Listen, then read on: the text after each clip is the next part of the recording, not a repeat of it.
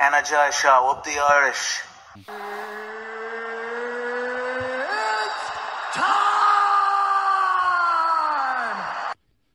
Okay, what's going on, guys, and welcome to a brand new episode of Energized, brought to you by Forged Irish Stout. Ross, are you intoxicated or something? how are you keeping, bud? Man, intoxicated as hell. Haven't got off that Forged Irish Stout. Lovely gear, and it is all over the Ultimate Fighter. And that's what we're here to talk about. The Ultimate Fighter, Season 31, Episode 2. It was another good episode. I had a few twists and turns into it. Like, I'm really enjoying this season, The Ultimate Fighter. I don't think it's actually too much different to other seasons, but I think just because McGregor's there and he's got a good counterpart in Chandler, I'm back vested into the product. Yeah, like the thing is, when you watch it, it's obviously shot brilliantly. It's is it actually done by ESPN, or is it a UFC product and they give it to ESPN? No, UFC do all their own production and give it to ESPN, and that's on everything. That's included on the shows. When UFC signed the deal with ESPN, they actually wanted to hold all the production rights. Normally, when you go to ESPN, like the NFL or MLB or NHL or whoever was with ESPN, they take over everything. And UFC were like, the reason we're the best is part of it is our production. So like, there's no way in hell we're changing anything for you. So that's how it rolls. I wasn't too sure this time around because it's not really shot like embedded or anything. It's you can see it's its own thing. Yeah, well, I'm sure they have some people who do embedded and the Ultimate Fighter, but I'm sure there's probably a core Ultimate Fighter group who have done quite a few of the shows now. Look, I don't hang around till the credits at the end and check the names and then cross reference. What are you talking about, man? You're the face of the research game here, bud. But I'm just here to be sarcastic. But look. It's done really, really well. We get the great insights. This one had some touching moments of the fights. But I suppose we should start off with. It looked like this episode was going to be different. It looked like we're almost starting off with a fight. Normally the fights are at the very, very end. It looked like we were going to start off with a fight between Trevor Wells and Timur Valiev. And then obviously Trevor Wells had a cold sore and it seemed to be somewhat still infectious or whatever. And he wasn't medically cleared to fight. What did you make of this? Like starting off with almost like a mini bombshell at the start of the episode. It's reality TV. Like that's the thing. Once you start getting into it, like obviously last week's episode, we covered like what we sort of expect, but like this one, you can really see it is become reality TV. Then, the thing was with the cold sore on the face. It was actually sort of reminiscent when Ian Gary had a cold sore on his face in the build up to his UFC debut. So it was surprising that he wasn't actually allowed to fight with a cold sore. Yeah, I like maybe a cold sore similar to staph infection. I don't really know what the sort of the best. Well, staph infection is obviously worse. Yeah, no, definitely. But like, I didn't know that was the thing that would stop you fighting. Obviously, it is infectious, so like obviously it's spread, so you have to be careful training and that. But well, maybe I suppose you're grappling with someone face to face. You know what I mean? Well, maybe it's because they're all in the same gym and they're all staying there, living together, that it'd be worse. Yeah, I suppose if it could like nearly cancel the show if he spreads it around to the entire house. So it's like we get to stay in Vegas longer, lads. Yeah, so maybe that was a big issue with it, but obviously news sort of broke as like Timur Valiev was getting himself ready. Like he had his hands wrapped and everything, he was ready to rock, and then. What did you make of like the sort of tactical discussion between Ryan Bader and Michael Chandler being like, "Oh, we should get the boy because he can't fight." What did you make of that? And then sort of Dana White showed up, and McGregor just goes, "We'll just do it again next week." And then Dana was like, "Yeah, next week." Look. The thing is, you want to win. Like both lads want to win. But like when it comes to when Conor fights Michael, like you want to be like, "Well, I want tough." You know what I mean? Like any upper hand is there to, like, if you can take it, take it. But and also the way it's a competition that like you fight so frequently that like you almost like wouldn't mind the bye, because then the next time you could fight someone who went all 2 rounds, potentially 3. I think you have to look at it from all point of views. I think for Timur Valiev, obviously there was talk about like the fight again next week, and then there was talk about Valiev was like, well, I have to cut weight again. He was like, that's a pain in the bollocks. And then like Conor was like, do a catch weight. It's grand. Don't worry about it. You know what I mean? Mr. 185 now, McGregor. We'll fight whatever weight we weigh in at. But like obviously from Valiev's point of view, he'd probably happily take the boy because like at the end of the day, he wants to win the entire show. Obviously from Wells' point of view, he wasn't medically cleared by the doctor. Like let's call it a spade. It's only a cold sore. Like I think it wasn't going to actually hinder his fight ability. It's very harsh to be like kicked out of the tournament for that. And then obviously from Chandler's point of view, he wants his team to win. So like, you know, you're not going to find a perfect, fair way about it. Obviously as well for those two guys, they were going to fight on early on in the competition. So like their next fight is going to be much further away as opposed to if they have to fight further down the line, well then like the turnaround time for their next fight is going to be quite short. Yeah, but I think the fight almost suits Timur Valiev, like with his Russian background and just like the best way to win in this is either like wrestle someone or else like knock them out as Roosevelt Roberts did. Like, you know what I mean? You don't want to be like going to war in this. You don't want to be like Jason Knight in it. Yeah, well, like I think we were just saying before we jumped on there, I was like the Ultimate Fighter is now, well, not now, but it is actually more reality TV than fighting because I think we've seen 84 minutes of content and we've seen about 3 minutes of fighting. So that's how it goes. But look, it's going to be interesting when they match up again. I think randomly enough that builds more suspense for their matchup going forward because they're roommates as well in the gaff, which I thought was funny. Yeah, I was gonna say that. Like, it's just how awkward would that be? Like, you're living in the same room. Yeah, I would have really thought they wouldn't have had bantamweights from opposite teams, in the same room, but obviously they do.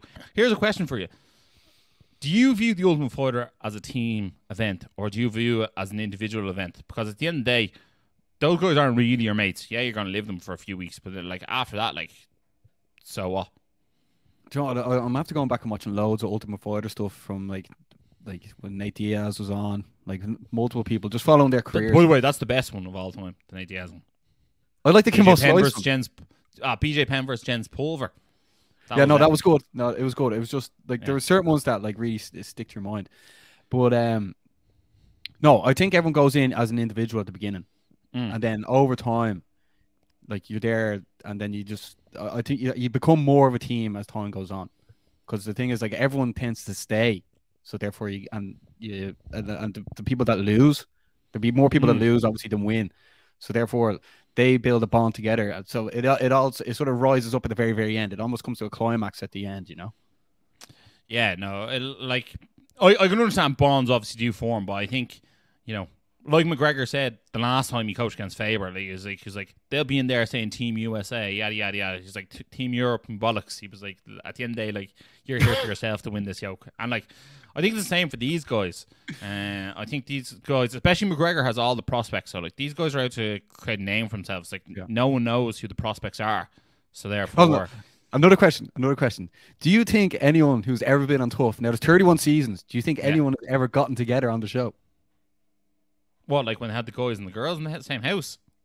Well, I mean, like you can't really two guys here. Well, like, it could be two girls, man. I don't know. Do you think it's ever happened, or have you ever heard of it happening? No, I haven't heard of it happen, but like potentially so. Like, who knows? Because like maybe when there was a girl season, a guy season. Although I don't like overly remember watching. No, that was remember the Crochet Boss was in that one. The heavyweights. It was like heavyweights and like flyweights. Maybe I don't know, but like. Could happen, maybe not. I never really thought about it because like I just think of the show of like there might be a scrap in the gaff and then like there's definitely going to be a scrap in the octagon at the end of each episode. It was just if there's ever been a relationship in TUF that you guys know about, leave comments or leave a comment in the section below, and don't tell us TJ Dillashaw and Uriah Faber. No, and it doesn't count the season when Conor was there with Artem and all, and then like they brought in all the girls. Remember that? Remember Dana was like, "There's a party here in this pool," and then that doesn't count. There has to be an active fighter in the UFC, in the Ultimate Fighter. Yeah, very interesting. Ross. Who knows? Baz trying to create a crossover between Love Island and the Ultimate Fighter. That's an idea.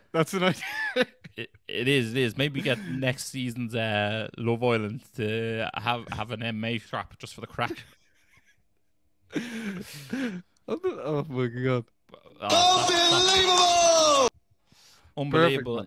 Is right. Come here. What did you make of the little back and forth Landon Quinones had with Roosevelt Roberts in the house at the kitchen table? And like obviously that gets quite awkward as well, because at the end of the day, like there's a few people around, and your man was sort of just like talking for the sake of talking. Your man Landon, I thought, and then like Roosevelt Roberts just eventually went, you know what? I don't like you, and then like sort of that was that. I felt like maybe was there a bit of disrespect, or are the prospects overlooking some of the vets, even though the vets are 2-0 up? Oh, well, at that stage it was only 1-0. True. But like these lads are trying to get a name out there. You know what I mean? Like being best mates and hugging people, that doesn't really get any airtime. The funny thing is Lee Hammond was standing around the table watching as well, breaking his shit laughing. And then Jason Knight, like the ultimate brawler, I'd say, in there, was there cooking his what was he cooking? Stir fry, he said. Yeah, stir fry. He was like, you don't want to cook my stir fry. I was like, but, no, do you know what? It actually, it's good for the show just because it caused a bit of controversy. It'll have a bit more bite going into them potentially fighting later, or other people fighting each other later. So it's bubbling nicely along. Yeah, well, definitely. Like, well, Quinones is like he's decent. Like 7-1. He's finished the last 2 fights. He's finished 4 of his last 5 fights. So like he obviously is like riding a wave of confidence at the moment. But we just saw what Roosevelt Roberts did as well. Like he won 10 seconds flat. Yeah, so, Roosevelt Roberts is in the best situation of everyone. He's the king of the castle at the moment. Yeah, he is. He's in the hot spot. Although. What have you touched on? But Cody Gibson isn't far behind him. Well, it was just based on the bantamweights. Yeah, but he actually Roosevelt got like 0 damage, so he's like 100%. Oh no, definitely. Although, like realistically, like I'm sure Roosevelt Roberts or Cody Gibson on the other hand, like they probably have taken as much damage in sparring as Cody Gibson did in that fight. It wasn't like he got absolutely pinged at any stage. So I think. All right, just because you want to disagree, man. They're both in 2 different weight divisions, so they can both be kings of the weight divisions. Yeah, both kings of the respective castles. Until McGregor walks in, like. Yeah. But it was good to see a little bit of back and forth. Although it's funny because Quinones, he has his hands full. He's got Jason Knight next, so like that was actually quite funny that Jason Knight was the one who put it in and was like, "I'm cooking my stir fry," because that's who Quinones is fighting next. So. He's got an uphill battle on his hands with Jason Knight. Jason Knight is an absolute walking zombie. He doesn't get put away, so that's going to be a rough one for him. So like he's going to have to put up or shut up on that occasion. Yeah, do you know what? After seeing the last 2 fights, it's going to be very tough for the prospects to win this competition. I know they're 2-0 down, but it's looking very difficult. Yeah, well. Yeah, I suppose next week's episode you have Aaron McKenzie versus Austin Hubbard, and apparently Aaron McKenzie is like this absolute BJJ wizard. So like that would be an interesting facet that we haven't seen before, and that could be something to look out for. Well, the thing is, the prospects are going to have to beat the prospects that are on the show are going to have to face potentially the vets if they want to be in the UFC. Like that's the type of level or caliber of fighter they're going to have to fight. So I mean. There's no gimmies once you get to the UFC. Absolutely. And I suppose look at it this way, right? There's so many guys that we see, on the Cage Warrior scene. You see like your Paul Hughes and your Reece McKees. And like, look at Reece McKee's sort of recent record. Beat Jimmy Wallhead. He's been in the UFC. Beat Justin Burlinson. He fought in Dana White's Contender Series. Yeah. Like, these guys are going to have to fight the perfect, path into the UFC. You beat the UFC vets and you get signed. Like, hopefully, Kiefer Crosby will get signed as well. We saw he beat Alex Cowboy Oliveira, and Alex Cowboy Oliveira just got a good win there at Titan. He did like a judo flip on your man and TKO him. But like, the Ultimate Fighter is a tough road to the UFC. You have to fight legit guy after legit guy, and you have to be the cream of the crop. You know what I mean? So this season, with bringing people back who have been to the UFC, the prospects have an uphill battle, and it's going to be interesting to see can they get the job done. Like, realistically, I wouldn't be shocked if 3 of the final 4 fighters are from the veterans team. Yeah, now the thing is, it is going to be tough for the prospects. and the vets have already been there. And like Roosevelt Roberts actually said something very interesting. The way if you've had something before in life and it gets taken away from you, and you have the chance to get it back again, you're going to be hungrier than someone who has never happened to before. But for someone like Lee Hammond, who's like probably the freshest amateur in the whole entire competition. Prospect in the whole entire competition. Him having that experience in the IMAFs and competing a lot of times over a small amount of a small amount of days. This competition is something that he'd probably be more used to. Now, obviously, this is pro, but having that sort of background, like that must be something they definitely looked at before going in and being like, you know what, you've done this amateur. Like this is a good opportunity. It's just a great opportunity to be on the show anyway, and just testing yourself. Like, I mean, if you want to one day be in the UFC, you want to one day like become world champion. This is a great litmus test. So you want to be a fighter? Do you want to be a fighter? And I agree with you. Lee Hammond's amateur experience will definitely stand to him. Obviously, he's been in various camps with Conor as well. He's obviously a Brazilian Jiu-Jitsu wizard. Well, that's what he's known as in these parts. And obviously, his stand-up has come along as well. Obviously, best mates with Keane Cowley as well. So, look, for me, he's my prospect to watch out for. I know he's your prospect to watch out for as well. So, look, I'm really, really looking forward to seeing Lee Hammond get in there. I think he's the one for the vets to look out for. I think could be the unknown commodity in this for them. He's probably the one guy that they all want to fight as well. Yeah, well, like they probably want to fight Conor's boy, you know what I mean? But at the end of the day, Lee's not an easy matchup for anyone, and I think like I'd be shocked if someone had better jiu-jitsu in the house than Lee Hammond, to be honest. So that's where we're at that. But we touched on the actual fight itself, Baz. Cody Gibson, obviously, he had a touching moment with Michael Chandler beforehand. Obviously, Michael Chandler has adopted 2 kids. For those who don't know, Cody Gibson was adopted. We got to see like a 4-way Zoom call with all his family and stuff like that. And I think it was his little nephew was really, really cute. He was like, "Oh, don't fight Cody."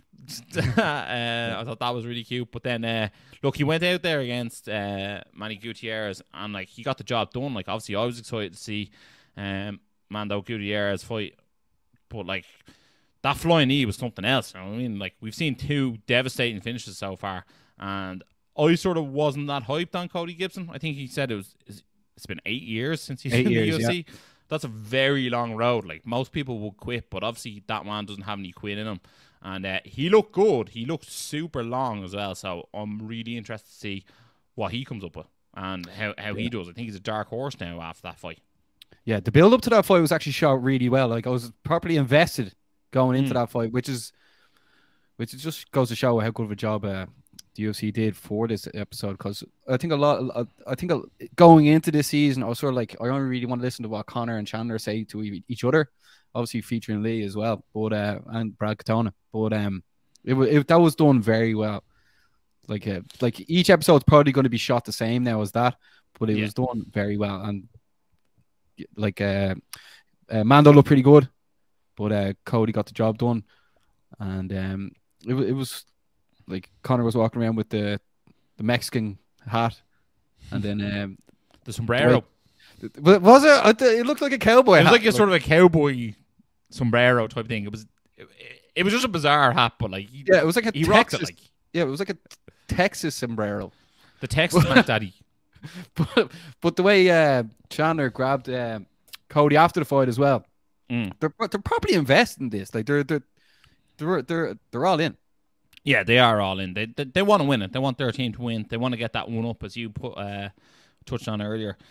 Look, Chandler nor McGregor would consider themselves losers. They're in it to win it. So it'd be interesting to see. It was nice to see McGregor afterwards be like, "Oh, you know what? Like, you'll get the next one. You'll get the next one." So it looks like McGregor's convinced that his guys are going to get to fight on some sort of finale show. I think they all should get to fight in a finale show. If they do, well, 8-week training camp locked away from their friends and family, they should be given a second chance to get a crack to stay in the UFC.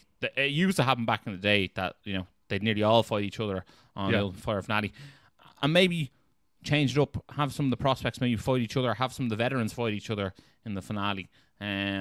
doesn't necessarily have to be prospect versus veteran come fight night on the finale.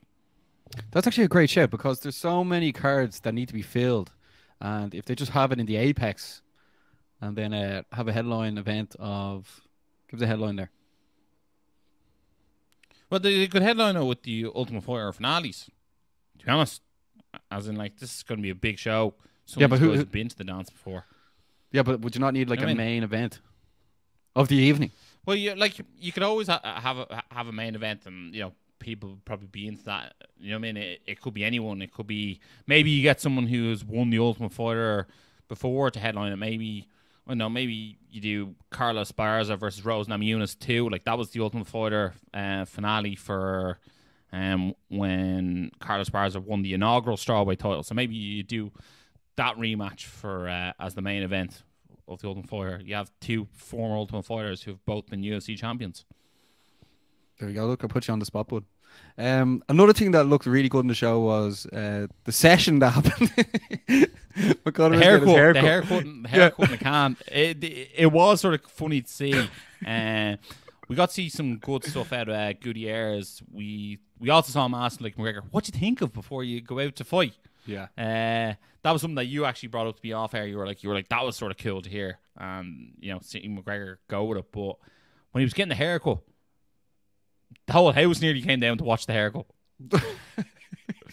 They all just wanted to like be around the McGregor aura. They were like, "Oh, the energy." He was like, "I want to fight now." After like him getting his haircut, I was like, "All right, it's a bit strange," but they were energized, man.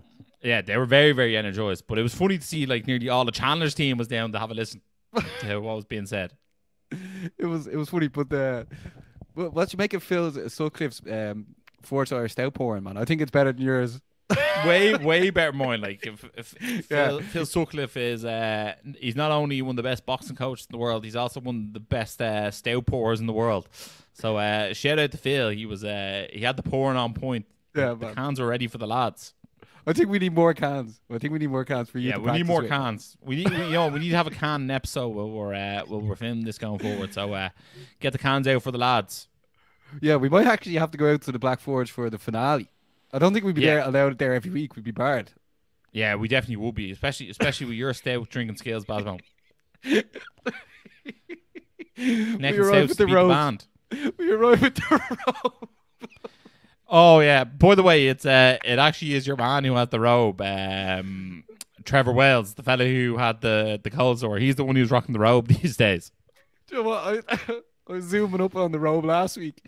I don't actually know if that was a proper proper. It is, yeah. One. Trevor Wells is where he has it up on his Instagram. If you go. Oh, it is a proper Forge one, yeah. Yeah. Okay, no, then I definitely want one because I was sort of like, I was like, is that actually? You'd wear it around like a gaff and all, you would.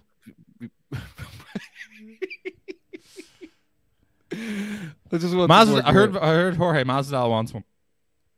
Oh, Jorge Masvidal definitely wants one. We are supposed to get more gear, Ross, but until you come back from holidays, Ross is still on holidays at the moment, so that's where. But the show doesn't stop. The show doesn't stop. I mean, the crack goes on. You know what I mean? Like, it does indeed. No, it does go on. But no, like it's if you are in Dublin, they show the Ultimate Fighter every episode on a Tuesday in the Black Forge Inn. So it's like that's the crack. And then myself and Ross, Ross is obviously away right now. I'm still here in Dublin, and I watch it on a Wednesday. Equally sunny though. It has it. Like the weather's been crazy here, man. But yeah, so we watch it on Wednesday and then just record straight away, and then Ross goes back to his holiday, and I go back to being sarcastic, Ross. And holding in the fort on the Energized front. Do you know what I mean? This is a team. This is teamwork. Teamwork makes the dream work. That's it. No, shout out to Phil Sutcliffe's point pouring skills. It looks pretty good. That was some party there. 10 out of 10. 10 out of 10, yeah. Serious crack. What you make for next week? Austin Hubbard versus Aaron McKenzie. Who have you got? Will it be 3-0 to the Vets, or will the Prospects pull one back? I know I was saying it was going to be pretty difficult for the Prospects to pull it back, but like for the sake of us getting invited to the Forza Stale Christmas party, I'm going with the Prospects, man. Man, we have that Team McGregor loyalty. We have that Forge Irish Stout loyalty. We're going for the Prospects. Aaron McKenzie to get the job done, to get the sub in one. We love it. Baz, anything to say before we finish up? No, I mean, it's 2 episodes down, 10 more to go. The crack is 90, and no, we're just enjoying doing the shows. We're obviously going to be doing more. There is rumors now of an Irish fighter going to be on the UFC London card as well, which is something to look out for as well. And the lads are making a push to try and get it on the UFC 292 Boston card as well. And then I think we can expect a Conor Chandler fight at the end of the year in December. And I think things are going to be very energized for the rest of the year. You better believe it, Basmo. I can't wait to see it. I'm buzzing for it. Guys, thanks a million for watching. Make sure to like, share, subscribe, smash that subscribe button because we need your support. And as always, stay energized. Energized show, up the Irish. Been sussing you guys a couple of times. I've seen a couple of clips. I think you've done some interviews with Dylan Moran and that I saw. So keep going, keep up the good work, guys.